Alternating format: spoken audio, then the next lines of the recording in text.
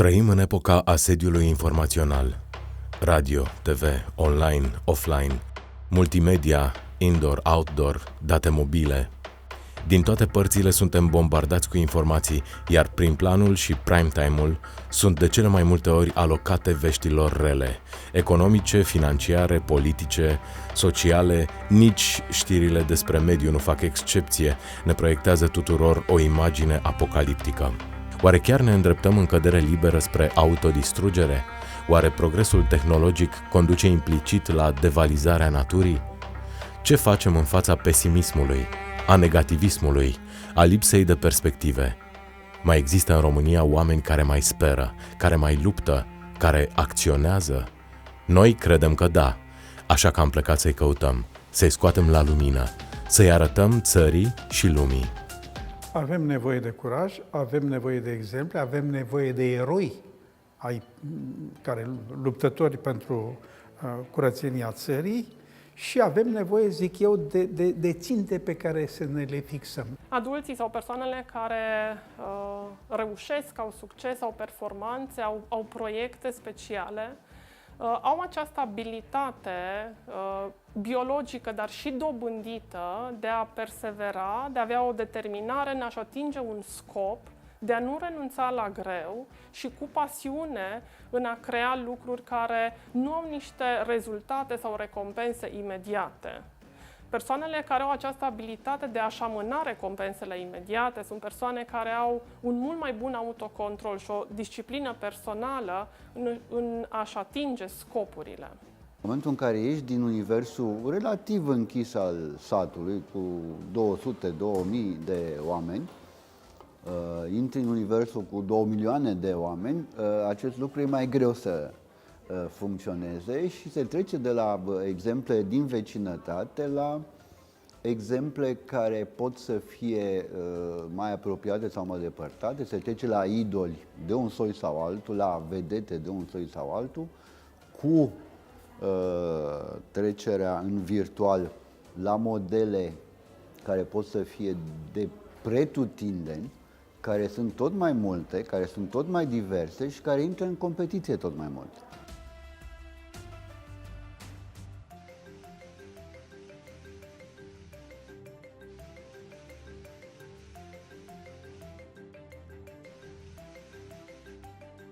Zoli tot este foarte cunoscut pentru activitatea sa muzicală. Pentru noi, Zoli este unul dintre puținii artiști din România care se implică în cauzele de mediu.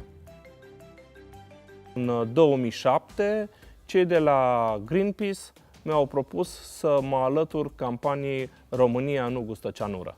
A fost prima campanie din România, sau prima campanie consistentă, care lupta împotriva exploatării miniere cu cianură. Asta în urma catastrofei care s-a întâmplat în Baia Mare. Risipa nu este legată de tehnologie, este legată de responsabilitatea fiecăruia pe care o are vis-a-vis de el, de locul unde locuiește, de planetă și de generațiile următoare.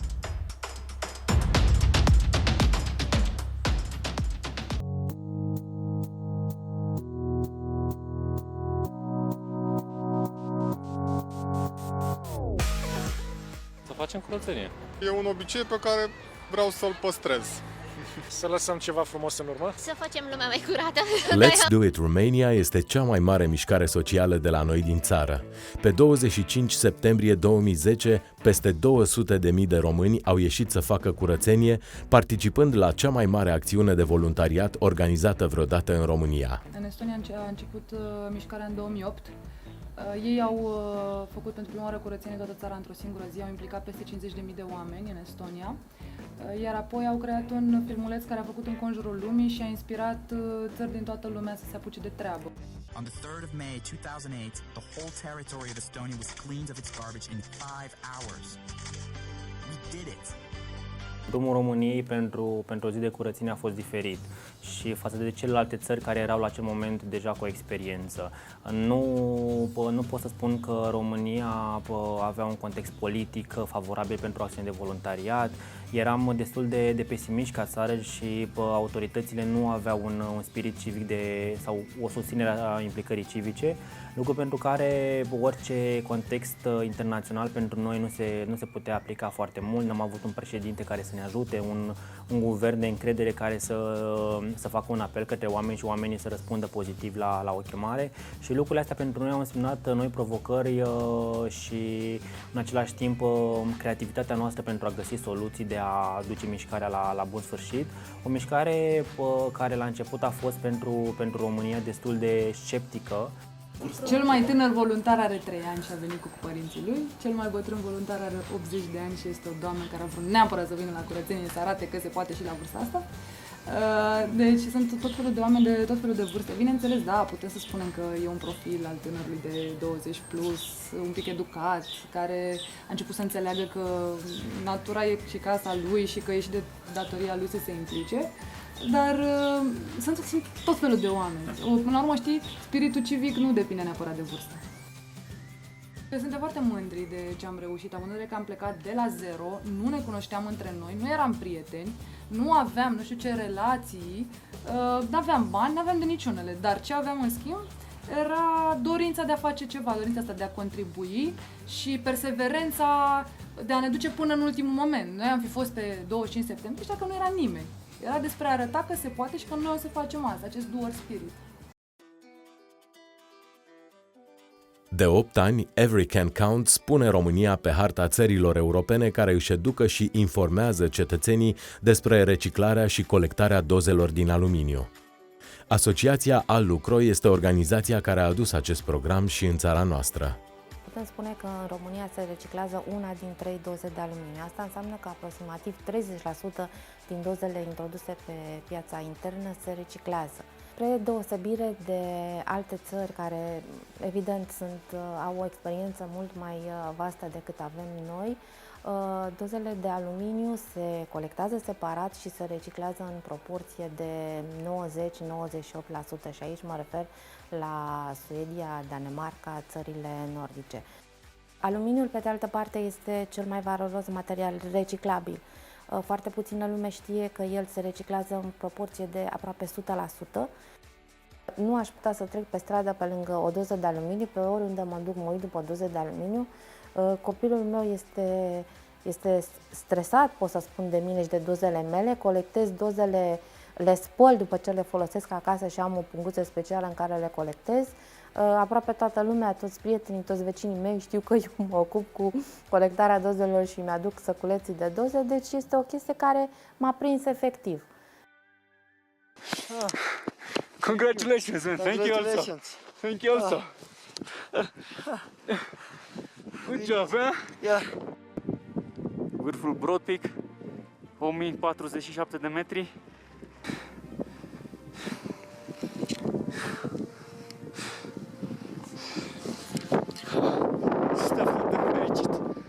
Pe Alex Găvan suntem obișnuiți să-l vedem pe munte.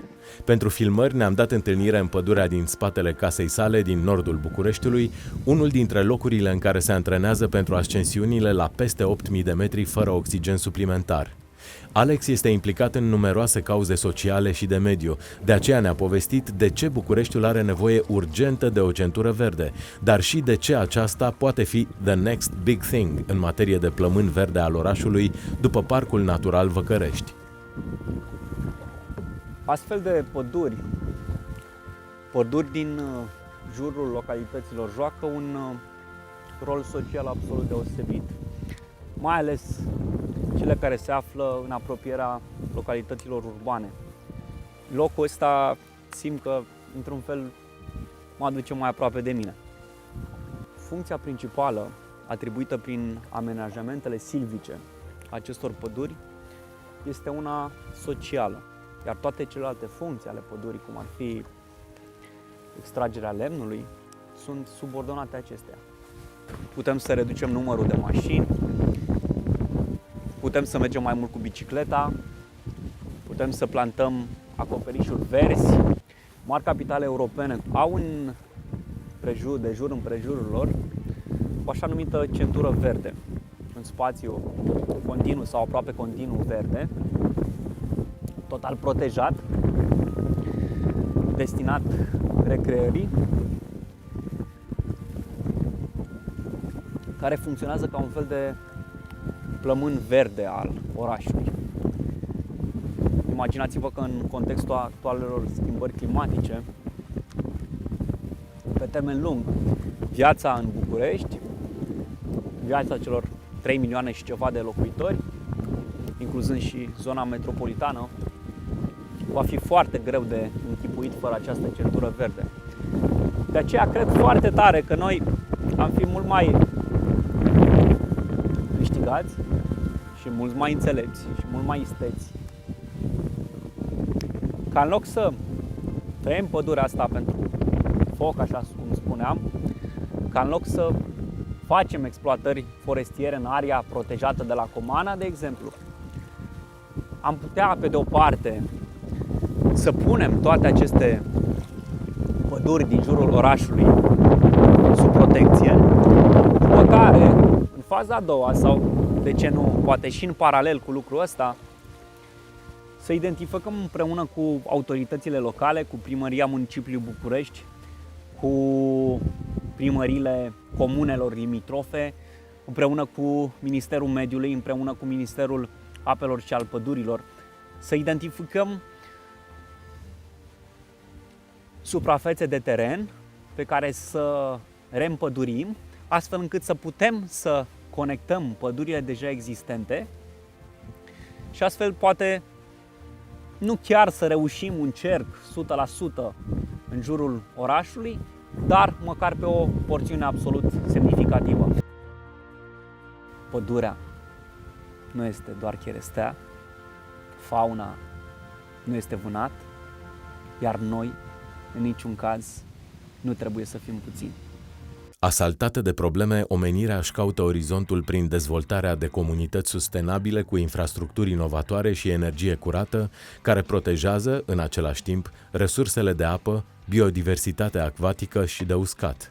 Mult timp, prețul dezvoltării economice și sociale a fost plătit de natură. E vremea să ne reconectăm, tehnologic și emoțional, natural și social. Dacă faceți un experiment, ceea ce vă recomand foarte tare, la ăștia mici, pentru că ăștia mici sunt niște repere senzaționale pentru ăștia mici, dar un pic mai mari, care deja au învățat cum e harta geopolitică a lumii, cu granițe, cu deale, ăia, cu acolo sale, nu știu. Și după aia pune-le o imagine de pe Google Maps, că nu e globul ăla ca pe vremuri la noi, ce dracu, suntem în timpul modern. E Google Maps-ul, Google Satellite-ul și le arăți și o să vezi că au așa niște momente de cumpăn, așa zice, dar stai că, deci unde să... Ei nu mai înțeleg exact unde sunt țările. Și atunci eu folosesc de multe ori asta când mă duc și mie îmi place foarte mult să povestesc cu copiii, că îi văd așa foarte receptivi. Și le zic, uite-te, incendiul ăsta de pădure, vezi? N-are nicio treabă cu granițele. Nici cea mai mică legătură cu granițele. Trece de peste una în alta, ce, îl opresc grănicerii? O furtună, ce, îl oprește grănicerul pe fulgerul care vrea să dea dintr-o țară în alta? Nu. Gospodăria acum este planeta. Adică eu pot să am gospodăria mea foarte respectuoasă cu natura și dat fiind că, nu știu, la 5.000 de kilometri e o fabrică care nu știu ce face, eu sufăr în gospodăria mea de 1 kilometru pătrat sau de 1 hectar. Deci aceste distanțe nu mai au niciun fel de rol, nu mai joacă niciun fel de rol. Nu poți să spui, bun, nu știu ce fac ceilalți, eu am conștientizat și eu sunt cu minte și sunt verde. Nu folosește la absolut nimic, decât ca să-ți adormi conștiința.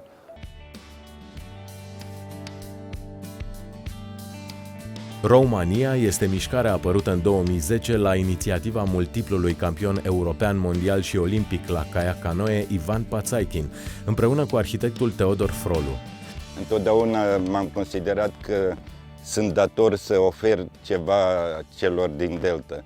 Și lucrul ăsta m-a fărâmătat de foarte multă vreme, pentru că vedeam ce se întâmplă, chiar dacă Delta e foarte bine dezvoltată acum, dar localnice băștinași au cam rămas în aceeași situație și lucrul acesta mă deranja în ultima vreme și atunci am zis să vină în sprijinul lor, pentru că tot ce s-a făcut în Delta nu s-a făcut de rea voință, dar n-a fost cineva care să-i îndrume, să-i încurajeze. Ei au făcut fiecare cum a crezut că e bine.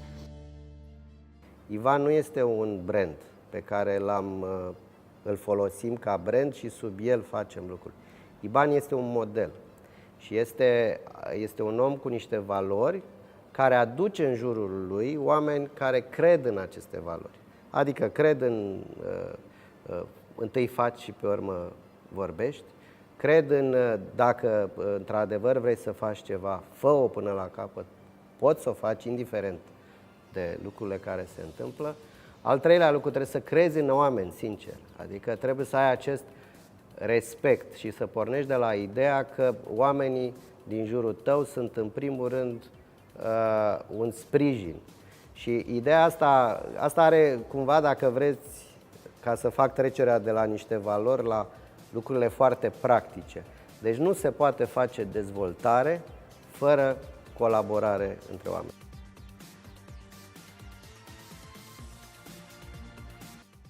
Conceptul de Romania, care înseamnă descoperă România folosind o barcă, rowing, vâslind.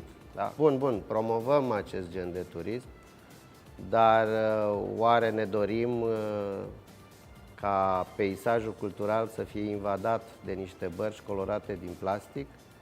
Și atunci ne-am dat seama că parte din șarmul și frumusețea acelui loc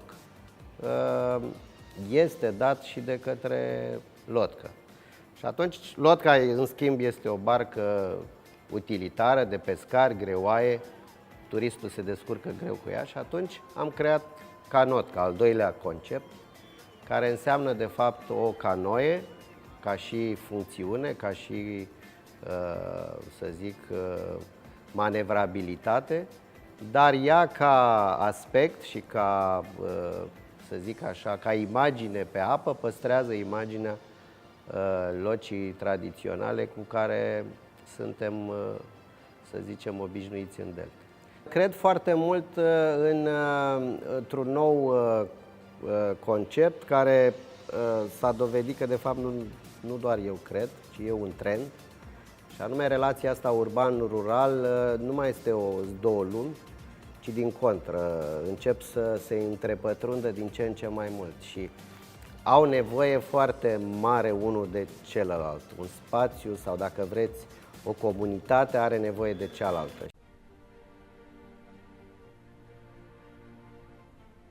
Parcul Natural Văcărești este o poveste de succes a naturii care și-a recâștigat drepturile fără niciun fel de ajutor din partea omului, chiar în mijlocul celei mai mari aglomerări urbane de la noi din țară.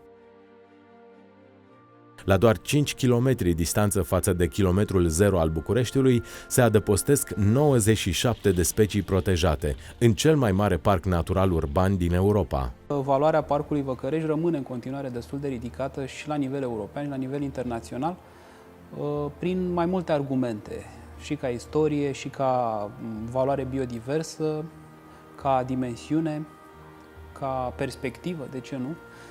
Adică e așa un cumul de factori care face ca Parcul Natural Văcărești să fie foarte interesant și în România unic. Este cel mai mare spațiu verde compact din București.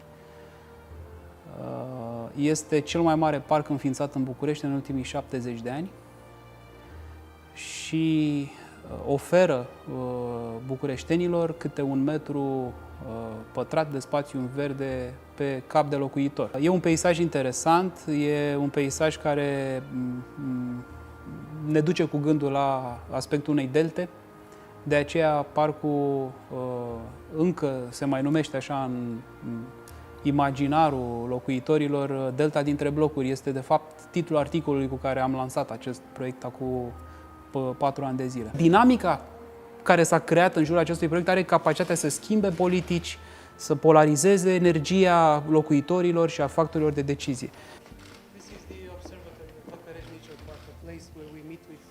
Children, people discuss about nature, and these are my colleagues. Helmut Ignat, photographer, and the person who had idea to have protection on this. Cristian Ascu, editor, National Geographic Romania, and the honorary president of our association. He was very worried that he'd told me everything already. He didn't speak too much, I understood. A little bit. Be careful with him. He can speak 3 days without stopping. Sent horses. So people happy here.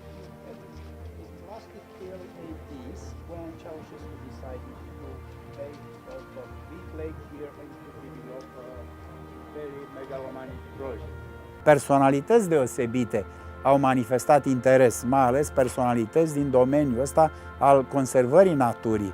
A venit prințul Charles și am fost foarte bucuros să-l primim aici, pentru că prințul Charles, știți că a venit în România cu un mesaj legat de nevoia de a ne păstra patrimoniul ăsta cât îl mai avem, pentru că este un patrimoniu european valoros.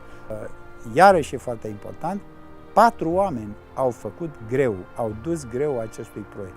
Și asta este de reținut și o lecție. Dacă vreți să faceți ceva, nu vă dați bătuți și cu tenacitate, uite, se poate obține un asemenea rezultat.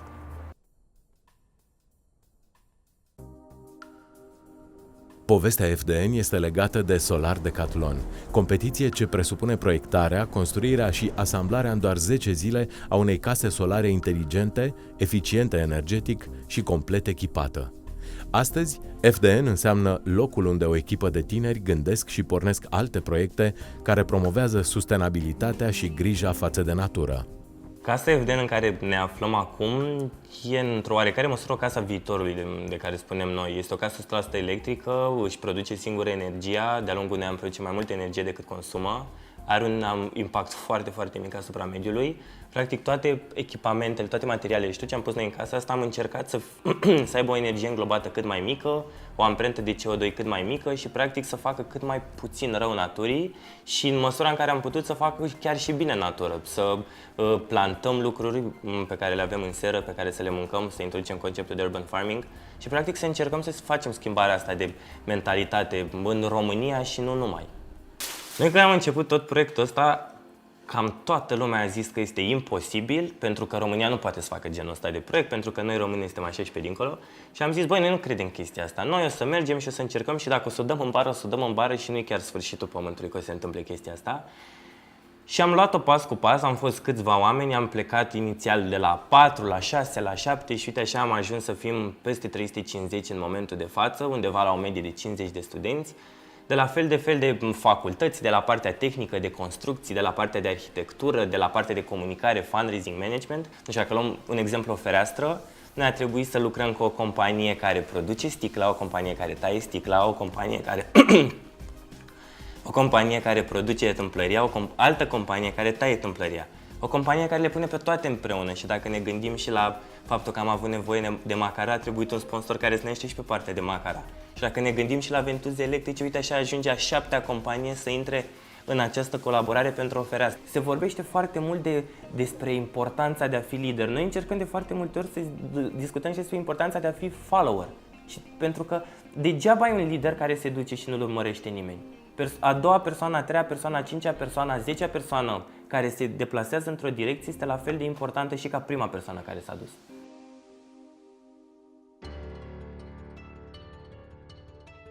Green Mogo este un proiect al asociației Green Initiative, înființat în urmă cu 10 ani de Felicia și Marius Ienculescu Popovici. Astăzi, Green Mogo este un spațiu dedicat ecoeducației și dialogului despre clădiri verzi. Dacă tot construim, haide să construim cu impact mai redus asupra mediului. Și așa a început povestea micii clădiri, care acum s-a transformat în Centrul de Instruire și Consiliere Energetică Green Mogo. Și am început să căutăm lemn din surse certificate, să căutăm să folosim, nu știu, vopsele ecologice, să folosim, să facem acoperiș înierbat, nu un acoperiș obișnuit. să căutăm să folosim automatizări, astfel încât energia consumată în locuință să fie folosită eficient. Deci tot felul de soluții ecologice. Partea de ecologie a unei clădiri este dată și de materialele din care este construită și de modul în care folosește energia, deci cât de eficient folosește energia, eventual dacă folosește surse regenerabile de energie. Mai este dată, sigur, de relația cu biodiversitatea locală. Cei care sunt acum copii sau tineri ar trebui cumva să fie informați că trăim o perioadă de schimbări în ceea ce privește clima planetei și că orice ar deveni ei, pot să devină arhitecți, pot să devină ingineri, pot să devină, nu știu, inventatori, trebuie să știe lucrurile astea și pornind la drum știindu-le, s-ar putea să găsească soluții mult mai bune decât a fost capabilă să găsească generația noastră.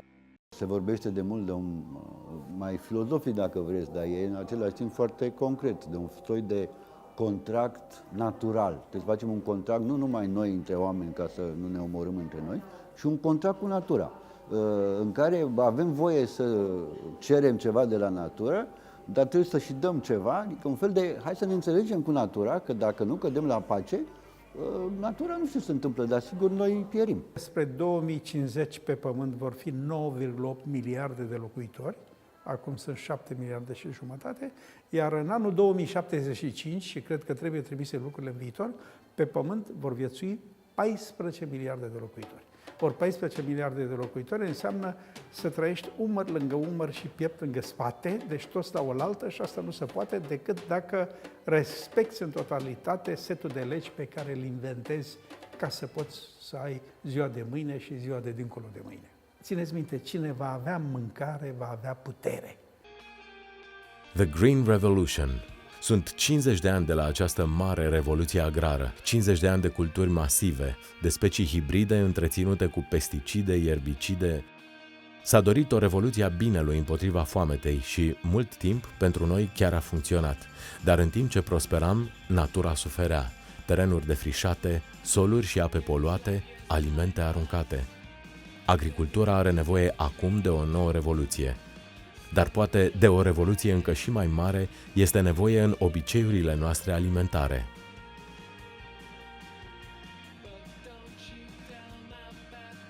Aici e foarte cald, seceta e foarte mare și atunci un pic de umbră este foarte benefică.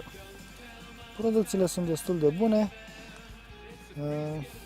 Anul ăsta nu au fost boli și dăunători la ardei. Permacultura este o modalitate de proiectare și design a așezărilor umane și a sistemelor agricole perene, bazată pe imitarea relațiilor ce există în ecosistemele naturale.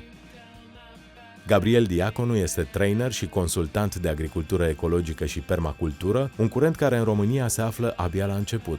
Proiecte de permacultură sunt mai multe în țară. Există chiar pe internet o hartă numită România Altfel, harta alcătuită de către un grup de tineri care s-au mutat într-un sat din Timiș, în Stancova, unde sunt, nu știu, probabil 50-100 de gospodării care urmează principiile permaculturii.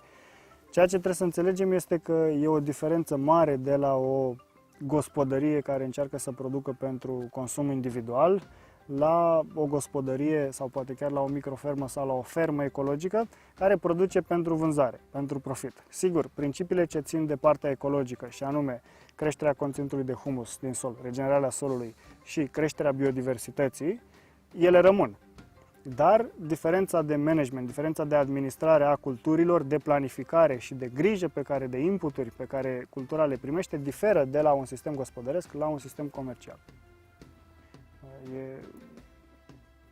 Consider că meseria pe care ți alegi, până la urmă, jobul nostru este ceea ce ne ocupă cel mai mult timp. Adică stai la job 8 ore pe zi, stai acasă 4, 6, poate maxim 8 ore. Dar 8 ore pe zi, adică mai mult de jumătate din viața ta stai la job.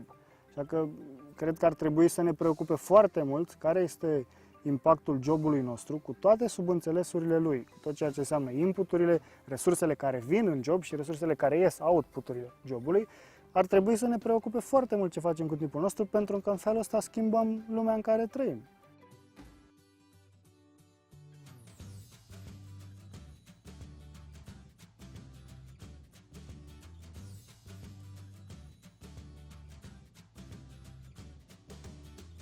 Asociația Seneca înseamnă Grădina Comunitară Cultivă, Editura Seneca, Seneca Anticafe și Seneca Ecologos, un muzeu mobil de ecologie.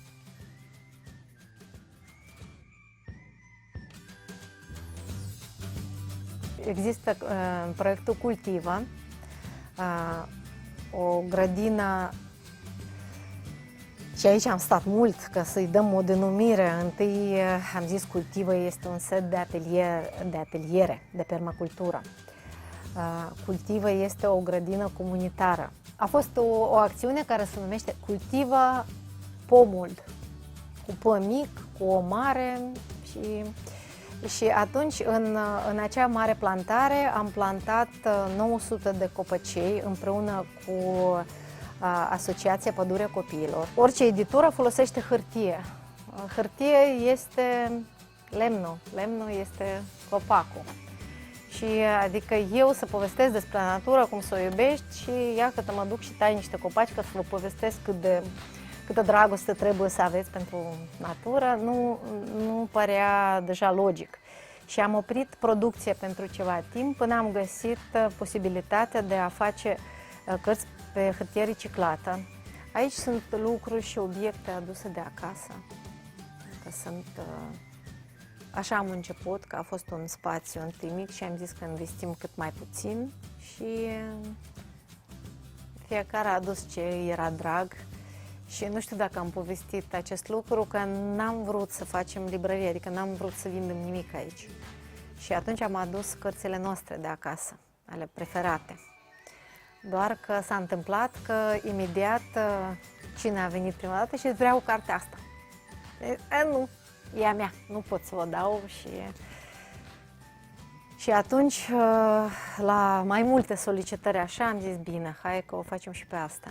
Dar de fapt asta chiar îți aduce un efort în plus, că nu asta a fost ideea. Întâi am zis că nu vindem nimic, dar a fost la cerere. E cumva organic.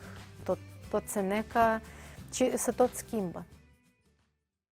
Într-un fel, supraproducția aceasta de piață ne-a adus de industrie, deci de tot ce a însemnat piața și consumerismul, ne-a adus, sau a accelerat acest proces care are niște sute de ani, l-a accelerat și l-a dus la acest nivel critic de risc. Câte vreme piața nu vede niciun interes în a schimba mecanisme care i-au dus bogăția, care adevărat au produs riscul ăsta, dar încă aduc bogăție. Deci nu e dispusă să se schimbe. Da, dar riscul, spaima, frica au început să fie suficient de mari încât apare o cerere de piață, că zice, noi vreau ceva green, vreau automobil fără, că vreau să mai trăiască măcar nepoții mei, până nu mai vedem. Puțini știu că acum 100 de ani vehiculele electrice au fost mult mai populare decât cele alimentate cu produse petroliere. Doar mersul istoriei a făcut ca motorul termic să recupereze terenul și timpul pierdut și să domine piața mobilității. Astăzi, nu doar soluțiile de locuire și alimentație caută să se reinventeze pornind de la soluții tradiționale aproape uitate, ci și cele de mobilitate. Pe Mapamon circulă peste 1,5 miliarde de autoturisme cu motoare cu ardere internă, iar până în 2020 o să ajungem la 2 miliarde. Deci la circa 8 miliarde de oameni să ai 2 miliarde de autoturisme deja înseamnă foarte mult. 2 miliarde de mașini care ard combustibil în fiecare zi. Da? Dacă mâine, printr-un miracol, înlocuim toate mașinile astea care poluează cu mașini electrice, gândiți-vă că poluarea poate fi redusă cu 50%. Da? Deci înjumătățim poluarea, ceea ce nu poți să faci cu niciun alt fel de îmbunătățire tehnologică a motoarelor convenționale. Sunt, așa cum îi place domnului Mironov să spună, un răspopit, fiindcă până acum câțiva ani îmi plăceau mașinile puternice, nu mă interesa poluarea, eram oarecum simpatizant al mașinilor eco, dar tot mașinile puternice mă interesau. Însă, având background de inginer auto, întotdeauna mi-a plăcut să înțeleg cum funcționează lucrurile și punându-mi mai multe întrebări referitor la eficiența motorului, la consum și poluare. Până la urmă, când am ajuns să și testez prima mea mașină electrică, am realizat că pasiunea pe care o aveam pentru mașinile puternice și în general automobilul cu motor cu ardere internă nu prea era pasiunea corectă. Consider că orice schimbare, dacă este făcută pe un fond de informare corectă și înțelegerea unor lucruri, este o schimbare benefică. Și acum, de aceea sunt practic un avocat al mașinilor electrice, fiindcă încerc să-i fac pe oameni să înțeleagă care sunt avantajele electromobilității și dezavantajele motoarelor cu ardere internă. Paul Badea crede că antreprenorul secolului 21 trebuie să fie conștient de impactul său asupra mediului. Paul conduce o companie care importă în România cea mai vândută mașină electrică din lume la momentul actual. El este și fondatorul ARMS, Asociația Română pentru Mobilitate Sustenabilă. Schimbarea pe care consider eu că putem să o facem noi ca generație este ideea asta. Hai să nu mai încercăm să schimbăm lumea, hai să nu mai încercăm să fim cei dintre. Hai să încercăm să găsim la ce suntem buni, ce ne place să facem, ce ne vine natural, să facem lucrul ăla cât de bine se poate și făcând lucrul ăla să încercăm să impactăm în cercul nostru imediat. Dacă eu reușesc să conving 3 oameni să funcționeze într-un fel în care să ajute și să aducă valoare și fiecare din acești 3 oameni să mai convingă încă 3 de același lucru, eu am făcut treaba. Pentru că e o chestie semi-virală, așa. Și în atât cât poți, că nu suntem toți Steve Jobs, nu suntem toți Zuckerberg, atât cât am putut eu, zic că e cea mai bună soluție, să încercăm să facem în jurul nostru. Scopul meu la Bații și scopul nostru la ARMS e mai degrabă ăsta. Să dăm un exemplu de inițiativă locală. Nu vrem să schimbăm lumea. Nu vrem să fim cel mai mare și singurul integrator de servicii. Nu. Vrem să arătăm că dacă noi putem, în dreptul nostru, cu resursele nu deloc multe pe care le avem, pot și alții. Și că dacă vom începe în felul ăsta, câte puțin fiecare, cineva va putea veni și integra inițiativele noastre și să, ne ducă serios în direcția în care ne dorim noi să mergem. Marc Areni este un tânăr francez care s-a stabilit la Pitești, unde construiește motoare de Loganuri electrice.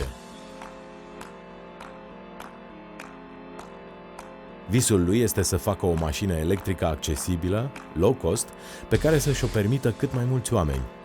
Am început acolo un proiect de mașină electrică. Am început cu un Porsche 944 din 85 și fiindcă nu prea am avut răspunsuri, să zic, pozitiv de la RAR de acolo din Franța, am ajuns și până în România, bine, să fac voluntariat aici, pentru o fermă și fiindcă atunci am găsit pe cineva aici că a omologat o mașină, un Olțit, am zis că să încerc și eu și așa a început povestea cu Loganul electric în România.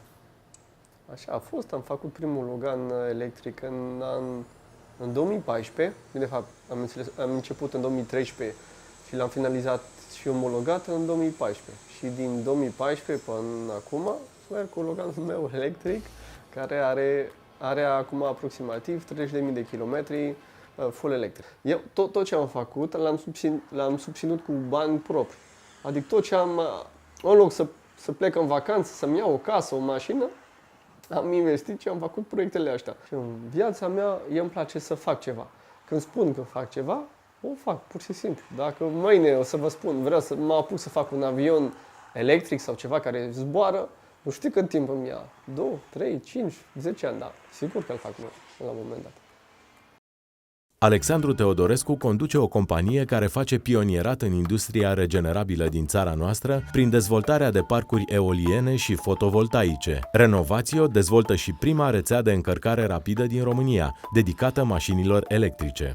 Am început prin dezvoltarea de proiecte eoliene, care a însemnat să alergi pe toate dealurile din Dobrogea și din Moldova pentru a găsi cele mai bune locații unde să amplasezi turbine, urmată de partea boring, avize și autorizații, ca în final să treci din nou la ceva interesant, construcția efectivă a unui parc eolian. Am dezvoltat aproape 1000 de megawatts, dintre care s-au concretizat în jur de 400.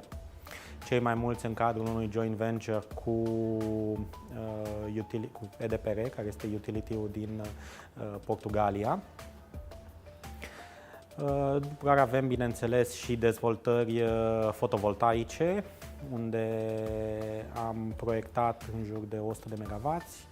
Am construit majoritatea dintre ei, cel mai mulți în zona de sud a României, care este cea mai bună zonă pentru dezvoltări fotovoltaice. Ne-am concentrat pe dezvoltarea unei rețele la nivel național de stații de încărcare, având soluții atât rapide, care să permită unui vehicul electric să se încarce în 30 de minute, dar și soluții normale, cum ar fi cele de birou sau de la un mall sau shopping center, unde ai lăsat mașina mai mult de 2 ore și știi că în momentul în care te-ai întors, ai cele mai multe șanse să ai mașina plină. N-aș vrea să spun că mi-am construit rețeaua ca să pot să mă plimb eu cu mașina electrică, dar sunt unul dintre utilizatorii active ai rețelei.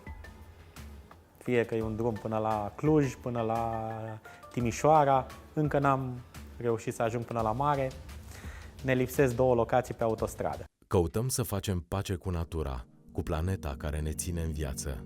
Dincolo de hrană, adăpost și mobilitate, avem nevoie de soluții pentru energie, pentru resurse sau pentru deșeuri. Iar în această nouă poveste, în această nouă aventură, omul pornește în bagaje cu cea mai avansată tehnologie de care a dispus vreodată. Tehnologie, noi suntem tentați acum să vorbim despre tehnologie cu trimitem pe lună, nu știu ce roboți și tralala. Nu, tehnologia a însemnat, cred că pentru prima dată, cum facem foc în istoria omenirii.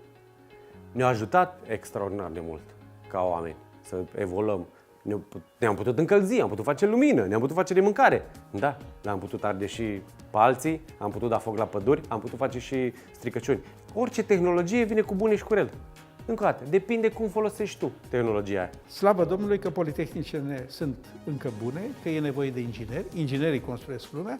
Inginerii trebuie convinși să fie prieteni cu natura tot timpul, să fie alături de, să gândească produsele lor în așa fel încât să rezolve problemele. Phase Change Materials este o tehnologie de răcire alternativă la sistemele clasice de răcire cu aer condiționat. O cale sustenabilă și prietenoasă cu mediul înconjurător pentru răcirea spațiilor tehnice la costuri reduse. În orice spațiu tehnic al unui operator de telecomunicații se află instalate o groază, o serie de echipamente gen servere, gen switch-uri de telecomunicații. Toate aceste echipamente produc căldură și produc căldură multă. Această căldură trebuie cumva evacuată sau echipamentelor trebuie să li se asigure o sursă de răcire. Această sursă de răcire, în proporție de 90% în toată lumea asta, se face cu aer condiționat clasic, mare consumator de energie, care utilizează refrigerant, după cum știm, poluant. Tehnologia are o vechime de câțiva ani, dar nu a fost studiată pe consumuri tehnologice mari, așa cum are orice operator de telecomunicații. Practic, tot ceea ce am făcut la Alba Iulia a fost să reducem semnificativ, major, consumul de energie. Ca și ordin de mărime, pot să vă spun că suntem undeva chiar și de 10 ori mai puțin consum de energie. Imaginați-vă că numai în ultima lună, chiar de curând am extras rapoartele, pentru ultima lună, am produs aproximativ 1,2 MWh energie într-o lună de zile, cu propriile noastre panouri fotovoltaice. Asta înseamnă mai puțin 1,2 MWh din rețeaua electrică. Și în paralel, față de 2016, am redus consumul cu încă 1 MW datorită tehnologiei de răcire inovative introduse de către UPC România în Alba Iulia. Gordon E. Moore Award in the category of Computer Science from Ranicu Balseu, Romania.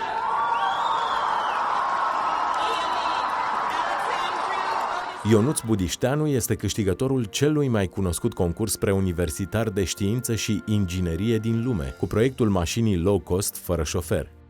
În 2013, revista Time l-a inclus în topul celor mai influenți tineri din lume. În momentul de față am construit o mică fabrică în Râmnicu Vâlcea unde construim roboții VisionBot. Roboții aceștia asamblează plăci electronice și în special sunt folosiți de către tot felul de firme mici și mijlocii care asamblează produse electronice, plăci electronice cu roboții noștri.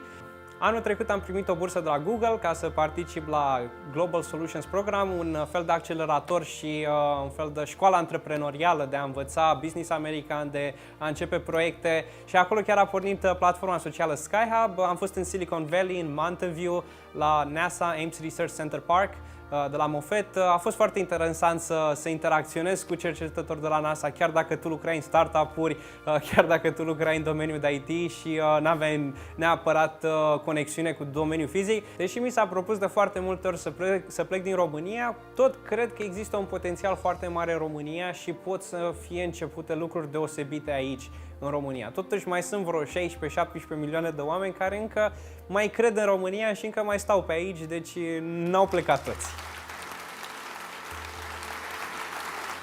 Că e nevoie de cercetare științifică, nu se mai pune problema. Asta e în toate, și în biologie, căci biologia e știința veacului al XXI-lea, în fizică, bineînțeles, în chimie, care a fost știința veacului al XIX-lea și acum s-a lipit de fizică, de matematicieni, să știți că sunt la fel de puțini ca și fizicienii,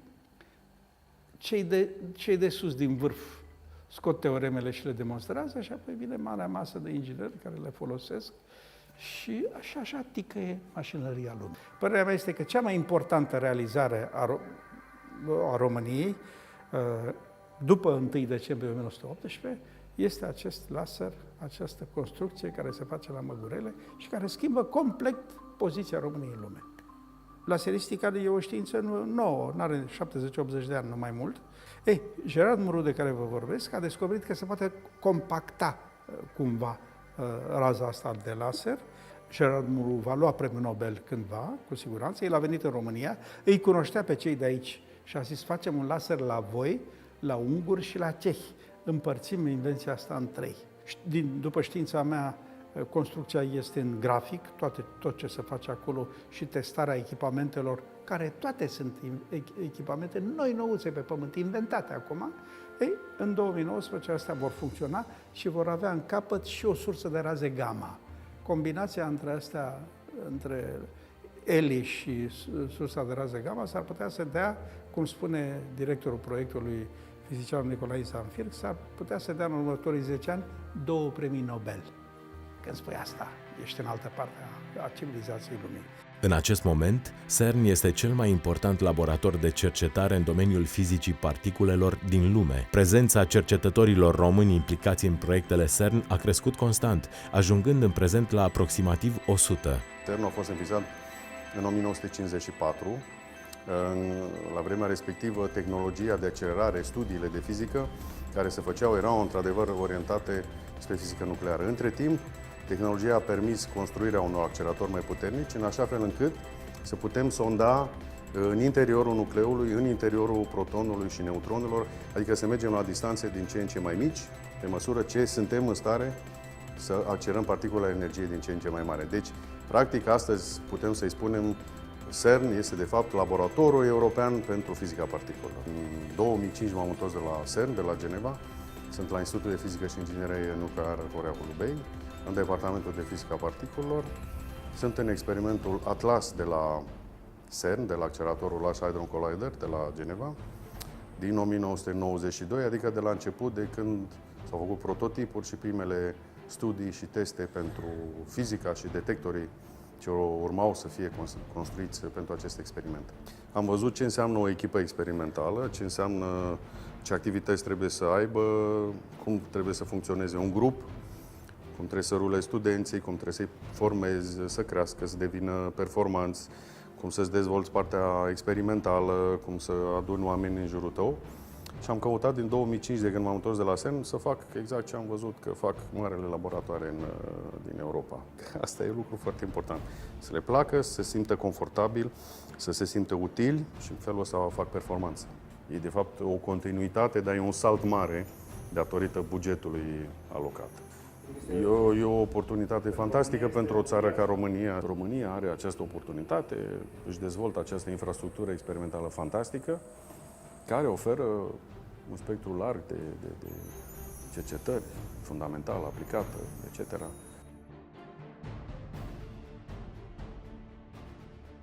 Toți avem nevoie ca să evoluăm, să facem față situațiilor dificile. Vorbeam de acea perseverență și determinare de a-ți atinge un scop.